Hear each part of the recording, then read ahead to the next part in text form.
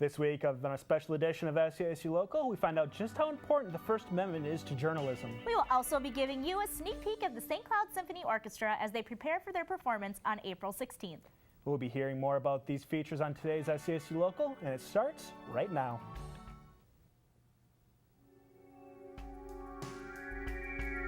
So you want to walk off that way, or do you want to walk just off the side here?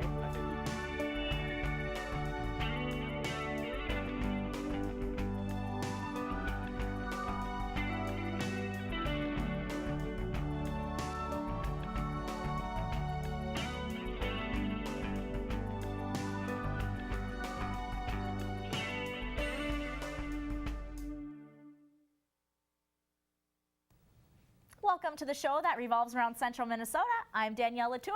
And I'm Josh Ackerman. Some of you at home might be wondering why Danielle and I are so dressed up today. That reason is that Danielle and I are getting ready for the St. Cloud Orchestra's performance coming up on April 16th. However, before we get our sneak peek of the event, we would like to take a moment to talk about the reason Josh and I can stand here every week. Danielle is referring to our First Amendment rights. Without these rights, there wouldn't be shows like You Local or terms like watchdog journalism. In our first story, we visited the St. Cloud Times to hear what the First Amendment means to them. My name is John Bodette. I'm the executive editor of the St. Cloud Times and Times Media. I've been here at the paper for 37 years and look forward to another 37. I think watchdog journalism is an absolutely essential part of what we do in journalism. I think it's the kind of thing that sets us off from many other things in media. I think, if anything, I've made it clear to our staffers that watchdog and investigative journalism is our #1 priority, along with breaking news. This newspaper was going to stand for the First Amendment and the First Amendment freedoms, and was going to exercise investigative watchdog efforts, and we were going to fight vigorously on behalf of all citizens for the opportunity to get access to what they're entitled to under the law, and that we would cover local issues aggressively, fairly, cover all sides of the story. I like to think that every time we publish the day's newspaper, we're taking part in an activity to protect the First Amendment. Access to information is critical. I'll tell you why. The people who make the decisions in our communities are the voters. And those people need to have information in order to make intelligent decisions, that no matter what the issue. Access to public records is extremely important, and a couple of things that points I want to make. The laws on open meetings and public access to records is meant for all citizens, not just for journalists. So when we are fighting to secure public information, public documents, public records, or be allowed into meetings that we feel should be open to the public, we're not doing it just for us. We're doing it on behalf of all the residents, all the citizens, all the people in the community.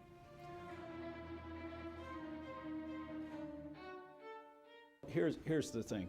The First Amendment is a powerful set of freedoms.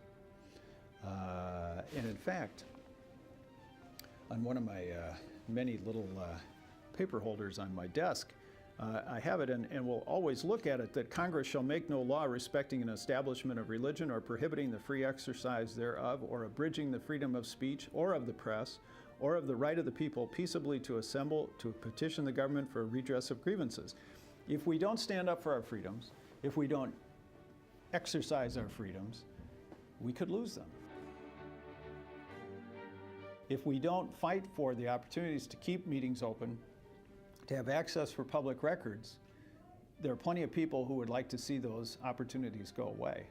There's a lot of people who would like to hide things. There's a lot of people who would like to try to get away with things. And that's part of our watchdog role, to make sure that we don't let that happen. It's a very wonderful honor to have had the opportunity to be recognized with the Defensive First Amendment Award from St. Cloud State. The recognition really honors the good work that our staffers have done here. The reporters, the team leaders, the editors, the photojournalists, in covering investigative reporting, watchdog reporting, public service reporting, and I think that's really where the honor goes.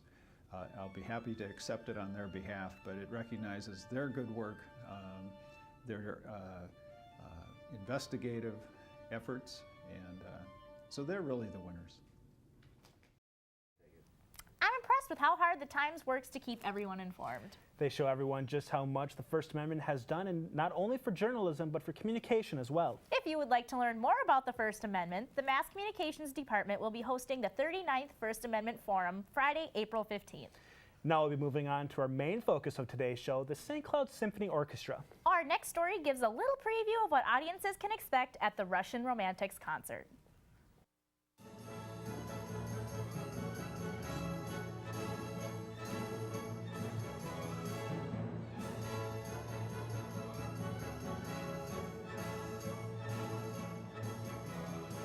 I'm Sandy Netto, the Executive Director of the St. Cloud Symphony Orchestra. My job is to do fundraising and marketing and coordinate all of the activities of the St. Cloud Symphony Orchestra. We do concerts, educational programs, and support musicians in central Minnesota.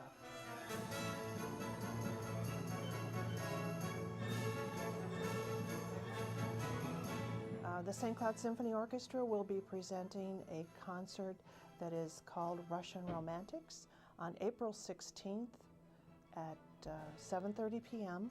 in Ritchie Auditorium on the campus of St. Cloud State. And we are very fortunate to have Andrew Altenbach as our artistic director and principal conductor. I've been directing this group as my second year with St. Cloud Symphony. I've been conducting for, I don't know, 7, 8 years now. I'm a pianist by training.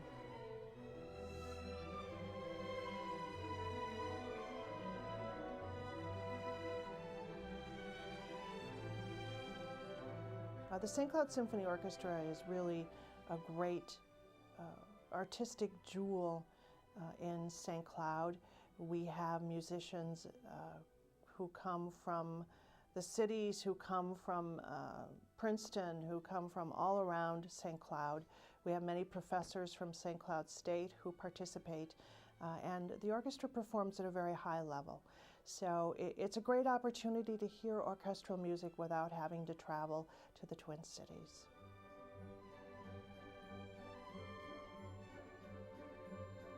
All the music is very kind of on the sleeve emotion. You find that the melodies are the most singable of all classical music, and that just the emotional content is the most easy to identify. So you get a real, I think, emotional charge off of listening to this stuff. The orchestra was organized in about 1975 by several professors at St. Cloud State. And in 1976, it became a nonprofit organization, and the very first concert was performed in 1976. So we have a history of performing successful seasons ever since that time. The orchestra has gotten better over time. The orchestra engages more musicians. We have wonderful soloists. And it's a great opportunity for the community to hear orchestral music.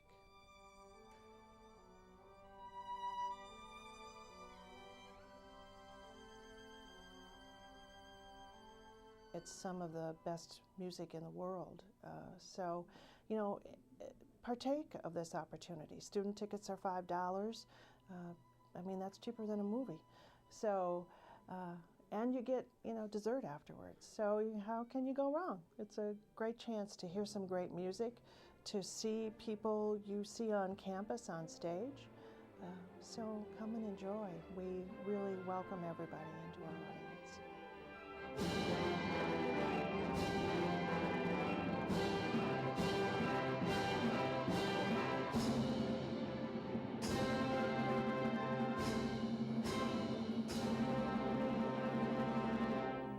Well, from the sound of things, I think we are in for one fantastic show. It seems to be shaping up that way. Well, coming up after our break, we have a sneak peek by talking to some of the musicians and the conductor himself. Stay with us. The special edition of SCSU Local will return shortly.